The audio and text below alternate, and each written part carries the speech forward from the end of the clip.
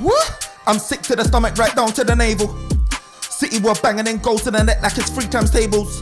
First 3 goals from Foden, another 3 goals from Haaland. I was there looking at Roy Keane like jumping a pitch and Harmon. What? I'm sick to the stomach, right down to the navel. City were banging in goals in the net like it's 3 times tables. First 3 goals from Foden, another 3 goals from Haaland. I was there looking at Roy Keane like jumping a pitch and Harmon. What? Yo, this is the OT99 Banter Room where opinions are shared and smoke gets served. Look, Manchester United got smoked today. It is sad. Look, my mic even came off. That's how bad it was. Look, we got smoked today. And it's depressive, man. It's depressive. Look, Manchester United was on a high. You get me? Was on a run, momentum. You know, we took out Arsenal, the arguably the most informed team. Then we get this break as well, you know, and 2-week break, and we ask ourselves, was it even worth it? We come back, we was excited about City, and look, City showed us why we can park that whole dream of even thinking about competing with any of these guys and just focus on staying in our lane and trying to go step by step, trying to crawl before we can walk, trying to walk before we can run. Guys, what's good, man? NK, Edwin, how you living? First of all, I'm gonna start this. Nobody should piss me off today with no nonsense. I don't want to hear no excuse. I don't want people to be like, let's stick to topic today. I don't want to hear no excuse today, you know. Anyway, I asked man how he was, you know, and he's giving me smoke. No. Because normally we come here and then people try to like sugarcoat certain stuff. We're not doing none of that today. All right, let's get into it. Look, Edwin, how you feeling? We'll get into it. We'll come back to you, NK. Yeah, I'm Edwin, how you feeling, man? The performance today wasn't a surprise. You know what I mean? Like, yeah. It was for me. Nah, it wasn't, because you got to remember, the games we've won, they're not been like, we've played all right, but the teams that we always struggle when teams play well against us. When we can't counter-attack a team, we've been saying it for time, we can't do anything. And that's exactly today. Man City put it on us, we couldn't do anything. There were just gaps everywhere. Okay. NK, would you say that you're surprised with the result today? Or would you say that this was always coming? Look, it was always coming, man. It was always coming. And I always talk about when we have won games without having to control the midfield. You know, you've seen games in which we've been running a lot. You know, we've been working hard, but in all those games, what we have all those games in common is that our back four have been saving us. We've done more defending than we've done attacking. You know, in all those games. Look at Leicester, we were lucky to get away with a 1-0. You know, we scored the first goal and they literally like pressured us. Southampton was the same thing too. Arsenal too, we played good for 15 minutes and it was the same thing. You know, today we saw quality. You know, when people talk about, McTominay is on form and he's keeping, today, this is what you saw today in quality. And me, I go back and I talk about it. That Casemiro signing was a wrong signing for us in the summer. It was a wrong signing in the summer because right now, even if he comes into the team, you got a team of midfielders here that cannot control games. You know, we can't control games. And to me, going forward, the manager needs to make a decision. Bruno or Eriksen. You can't play these two together. I keep complaining about you can't play them two together. My perspective on this game was the fact that, one, the golfing class was evident and we can see it. And I think City's golfing class with any Premier League team is far this season. Like the gap is big. That's one. Two, I didn't going into this game.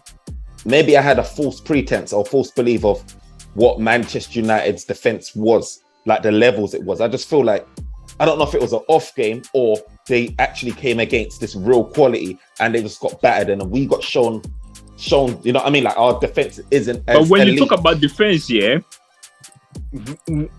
what do you mean by defense though? Because today, I don't think our defense even done much wrong today. Bro, the thing is, right, it's not like they done, first of all, if you concede 6, you have to look at the defense and be like, raw, what happened? But the thing is this, is like, when you're up against top quality that make every decision matter, like every decision count, every pass, every flick, you know, every cross, like De Bruyne's cross when he whipped it in. There's not many players, everyone was saying it offline, there's not many players that can do that, what De Bruyne does, where he picks that little, there was like a yard in it, where he found Haaland between the goalkeeper and Varane. You got Varane.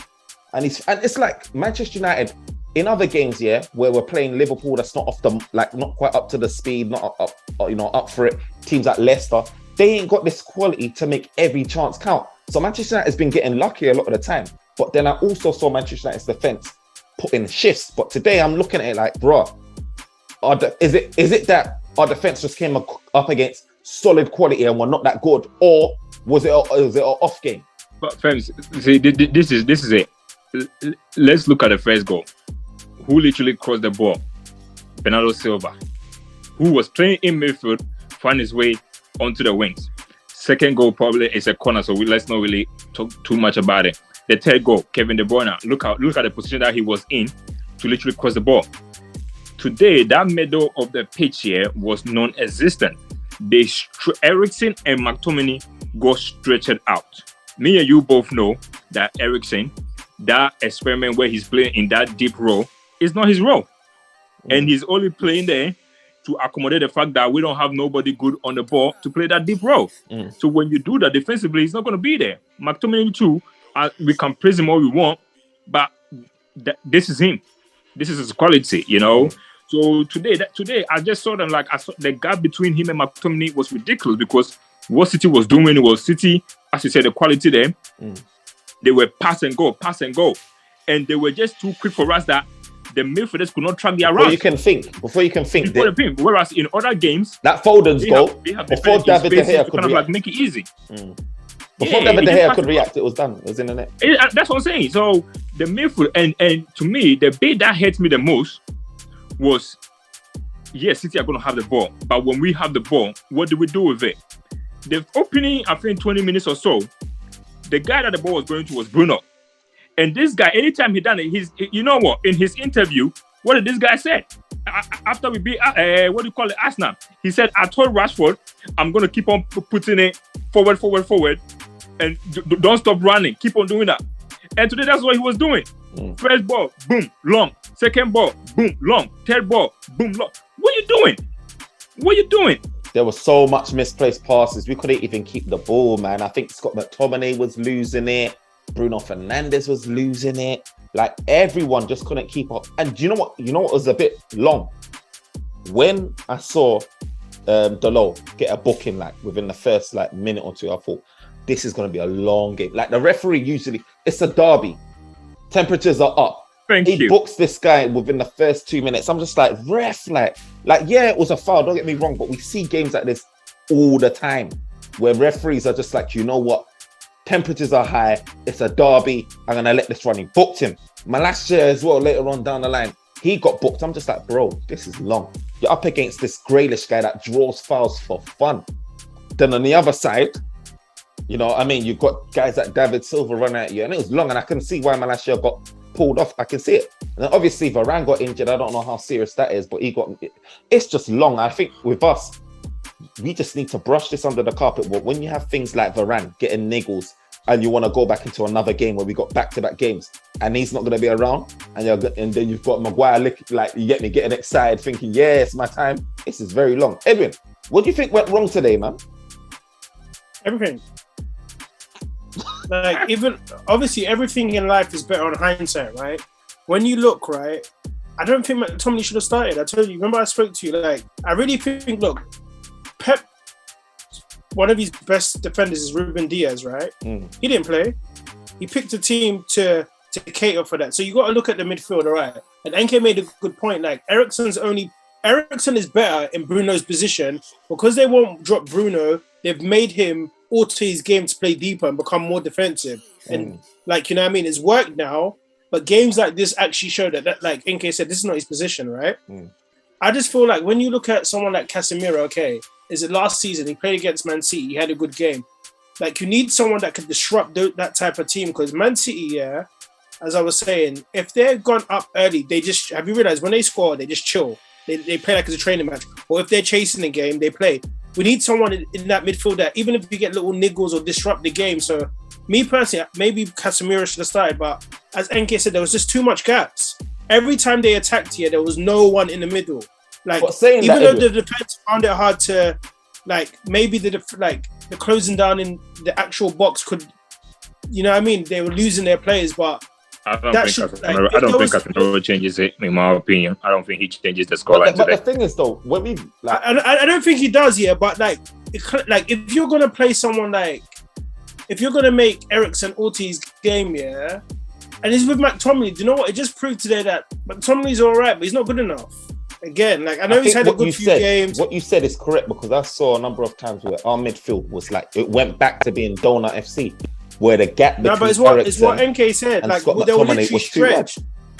But that brings back to the point though. Was the starting lineup wrong? Because if we're going up against a team like City, do you need more than one defensive man? I know that Eriksen's done a lot of running up and down and stuff like that, but do you really need more than one defensive midfielder in that middle? Should we have been sitting deep and hitting them on the counter? Is my question, because I'm just thinking like, did Erik ten Hag get carried away with a sense where we've been on a nice little run, we've been playing good football, Eriksen's been the main guy, like, but obviously he's thinking, you know, he's linked, the relationship between him and Bruno's been, you know, going well. He didn't want to disrupt that. But ideally, are you thinking like we should have just had two DMs and then hit them on a counter? Like, what's your thoughts on that? Was it Erik ten Hag's fault? Could it have been a better scoreline, or could we have got anything out of the game with any other sort of tactical change or substitute, like starting lineup? You know what? I'll this year. No, go on, okay.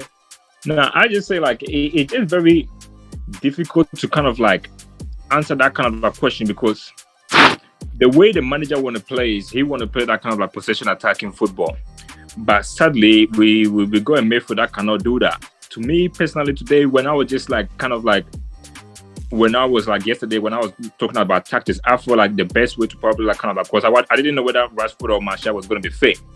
But even if they were fit, I feel like the best way for that manager to go was stick Casemiro as the 6 in there by himself. You play a midfield three. So you have Eriksen on one side and maybe a McTominay or a Fred or whatever you want to do. You just want to do that because it's a game where City are going to have the ball, and when you that double pivot today, you saw it today, especially with Bernardo Silva. The way Bernardo Silva was moving around, and what he did very good was that he was moving McTominay out of position. But when you had if you played a 3 in the where Casemiro was sitting, and you had Eriksen on one side of McTominay will be able to track him to wherever he went to. For example, the first goal, if you watch the first goal back, Bernardo Silva was on the wings. McTominay, Delo was tagged in because they wanted to play like a compact thing. Bernardo Silva was on the wing. McTominay literally next to him, pointing to say who is going next to him, who is picking him up. But that was supposed to be his man. But because those guys are so fluid and they move around, what it does is it draw him out. And when he draw him out, people get confused who to pick who. So if you had someone like, say, a Casemiro sitting deep today by himself, McTominay was there and Eriksen was on one side. When McTominay went there, Casemiro would still be the 6 to be in where Foden was in to stop that ball. The manager, as I said to you, he need to, for the balance of the team, need to make a very big, bold decision. I need to bring Casemiro inside, but I cannot do it and play Eriksen and Bruno. So one thing needs to give, and I feel like that's what he needs to do going forward. He definitely needs to make.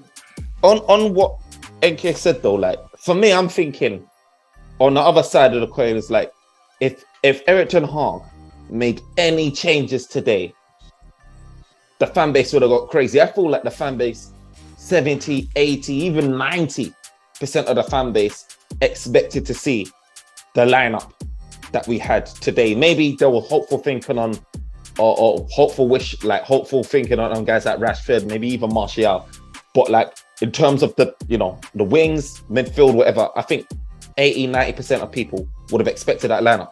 The question is now, if he didn't choose that lineup and things went wrong, remember, this is City at the end of the day, there would have been a lot of uproar, even more than what's going on now.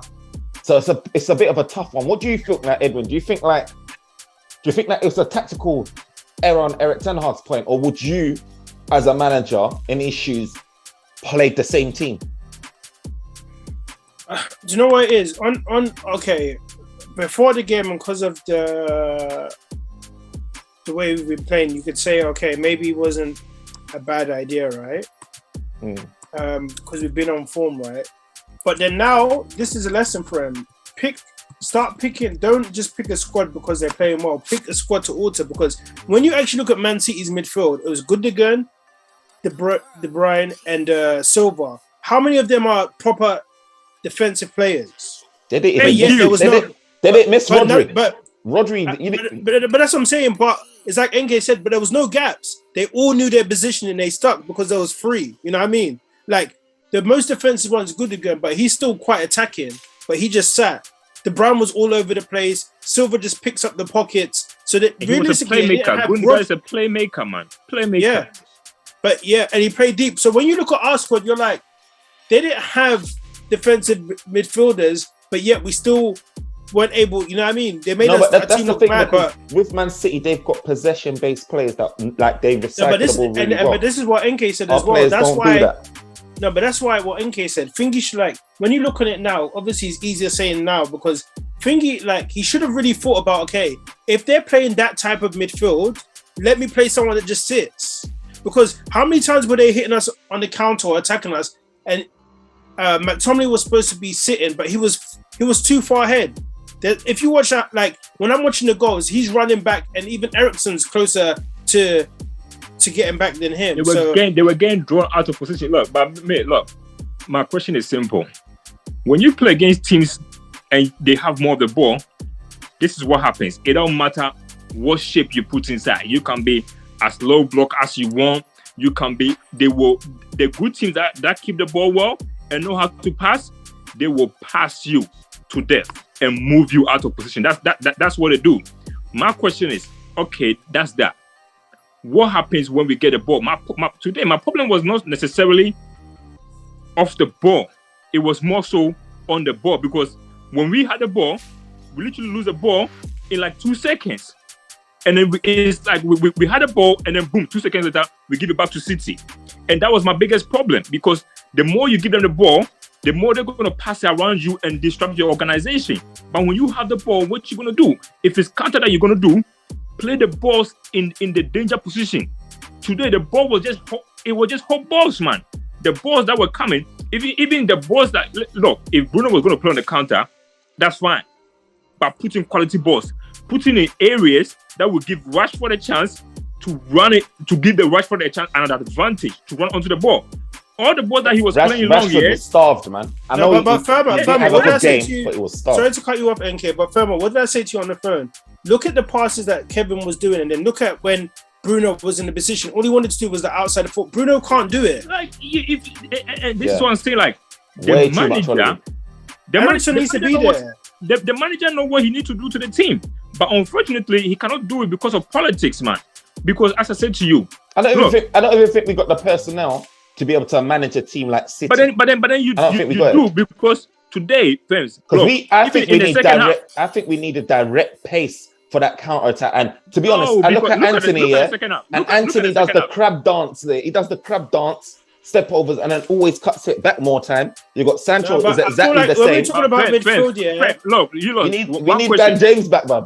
One question. In the first half, what was the City fans doing? You know, when we were passing the ball bit by bit, they were celebrating backwards, but I'm talking about before the game changes.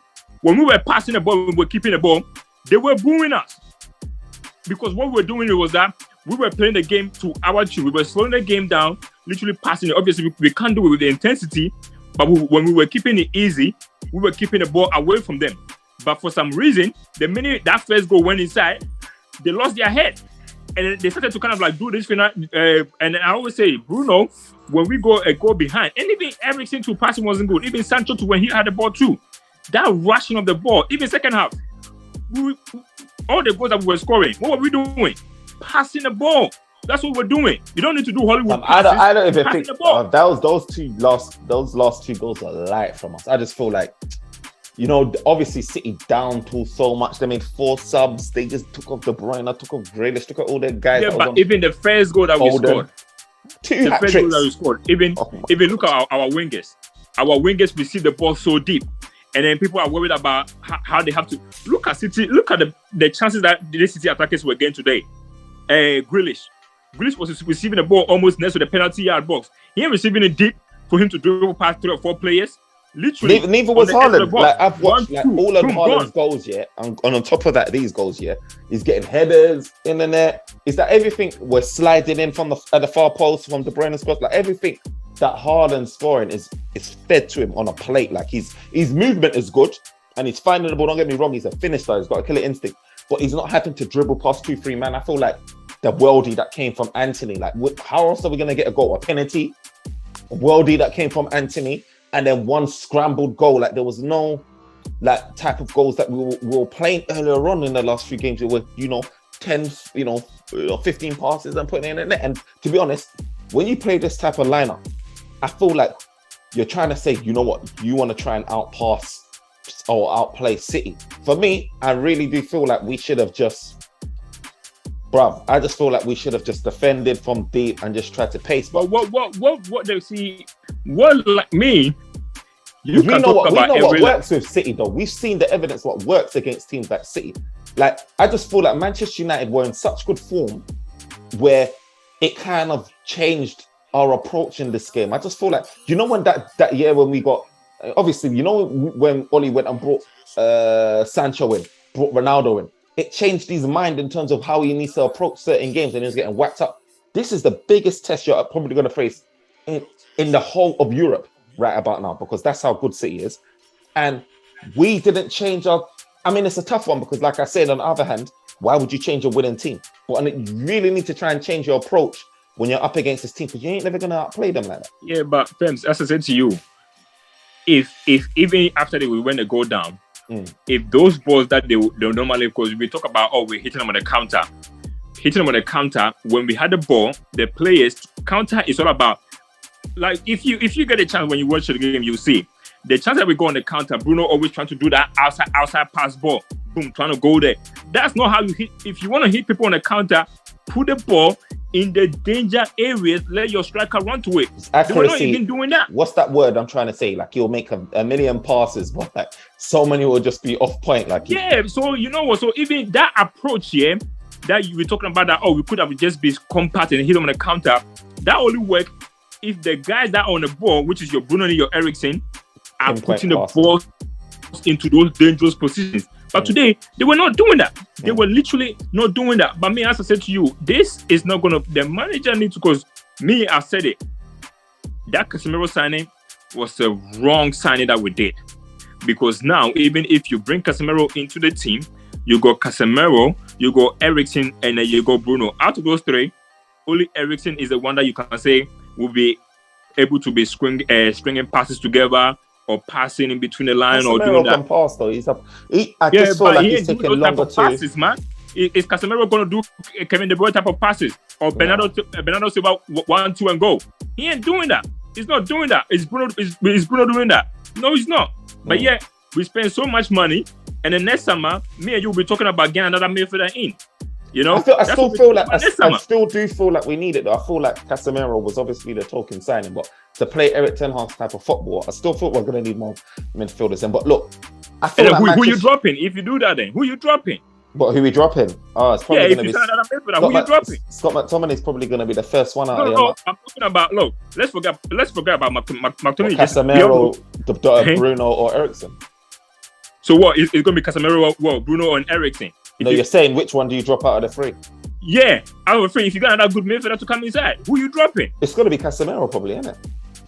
It's either going to be Casemiro or Bruno, depending on the game. Do you know what I mean? I feel like it very much is going to depend on the game. I know that Erik ten Hag wants his fixed number 11, but Eriksen, we know he ain't going anywhere. So I feel like it's obviously going to have to be out of those 2. But I think the one positive thing is Martial came back, got himself on the score sheet again, even though the second goal was scruffy and he got a penalty. I do feel like it still does, his confidence a bit of good. Anthony's, he's got his goal again. It'll give him a bit of good. And also, our next game says Omnia the Europa League, which hopefully we can bounce back from. Then we've got Everton. We've got them away. And hopefully we should be able to get something from that. Then we've got Omnia again. And then we've got Newcastle. So if Manchester United, right, are able to get their head screwed on, bounce back, I feel like we can pick up another bit of rock form in Europa League as well as the Premier League and set ourselves up for the big games. Obviously, we got games. What's our next big game? It's probably going to be Tottenham. Do you know what I mean? Tottenham at home. And we're at home. So hopefully we should be able to do something. Tottenham are not in good form. So we'll see what we're about. Look, at the end of the day, like, decisions need to be made about that midfield because there's no balance. You know what I mean? Like, he was even better off playing. It's gonna sound crazy, McFred there. Like, I swear down, because when you play better teams, think about it. When they play better teams, yeah, that Eriksen and McTominay won't work. It won't work. And you know what the good thing is that I know it was bitter, it's a mad thing to say, but I feel like us losing in this way was a good thing for Erik ten Hag to experience and see. Because we lost. Look at our first 2 games. That was a good experience then. I know, but today, what did McTominay do wrong today, though? No, I don't think today. First of all, he made a few misplaced passes. His passing was poor. His positioning was poor. I just feel like he was getting like. And what Casemiro was going to do better today? No, I don't know. That's what I'm saying. Do you know what? It's hard. It's hard to say because he didn't play. But what I'm saying is that McTominay looked like, it's like it looked. It looks like he was playing a level above he should have today. It's like you brought someone from the reserves to come and play for the first team. That's what it looked like. I feel like a lot of our players. Now a lot of them, not only him. I can't just get a lot of them just looked out of. Like even Eriksen, his passing was poor at times. They were giving away the ball a lot. No one could keep the ball. Nobody. Sancho was giving the ball away. Anthony was making poor decisions, shooting when he could have passed, or his right foot is non-existent. So there's a lot going on. Do you know what I mean? Eriksen as well. We had a half chance, kind of scuffed it and just went into the keepers. I don't feel like their confidence is up. I don't feel like they believe that they can win this game like we did when we played Arsenal and we played Liverpool. It's just like, conceding an early goal was but you know what? When you think about the team here, I've not seen the intensity we had against Liverpool since that game. Like, that Liverpool game, we were closing down, we were proactive. Like, even today, like, even NK said, in the first 10 minutes, even in the beginning, the first goal, we just parked the bus. We literally just stood there. Everyone was back and no one was pressing. Wow. NK had enough. He had enough. NK logged off. He's like, nah, I've had enough. NK said, this is long, fam. But you know what? Yeah. At the end of the day, I think it's a good signal anyway for us to just round up. Look. But look, as I said, I feel like Erik ten Hag can take some learning points from this and understand. The levels ain't the same. The levels ain't the same with City than it is with Liverpool this season, than it is with Arsenal this season, even though they're playing good football, than it is with Leicester, Southampton, or any other one of these teams. So when we're trying to go into the game, I think though, like the derbies this weekend highlighted where teams were, like, you know what I mean, and it clearly showed us where we've got a lot of work to do. But we knew we had work to do, but even in the selection and the balance, he should learn to pick teams for the games. Don't just pick a team because they're being consistent. Actually look at the team and say, this is the type of team we're playing. This is the type of team we need. I agree. And I will give him I'll give him grace because I know that we come off a good form, a good run. And I'm not surprised that he picked that lineup. It's what I expect. But do you know what? We go again, man. We go again. It was a hard pill to swallow, man. But we have to keep it moving. Omnia, hopefully. We'll learn, innit? We'll learn. Like, from our next games, we'll see if this was just a blip or if it's going to be an issue for us. Guys, remember to like, comment, subscribe. Peace.